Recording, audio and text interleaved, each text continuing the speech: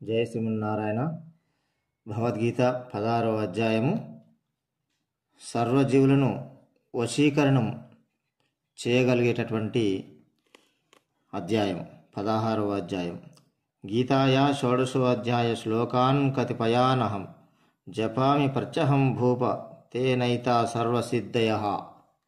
అనగా ఒక రాజుగారి మొదటి ఏనుగు కట్టు విడిపించుకొని పురవీధులలో ఘీంకరిస్తూ తిరగసాగింది. దానిని ఎవరూ బంధించలేక భయంతో పారిపోయారు. సరసుడనే ద్విజుడు స్నానం చేసి ఆ మార్గాన్ని వస్తూ ఉండగా ఏనుగు వెంటపడింది.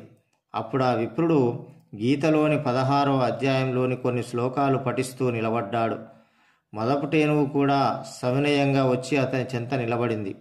ఇంతలో ఆ దేశపు రాజుగారు అక్కడికి వచ్చి ఈ దృశ్యాన్ని చూచి బ్రాహ్మణుని ప్రశ్నింపగా గీత 16వ అధ్యాయ పారాయణ ప్రభావం చేత తనకు ఆ వశీకరణ విద్య కలిగిందని చెప్పాడు.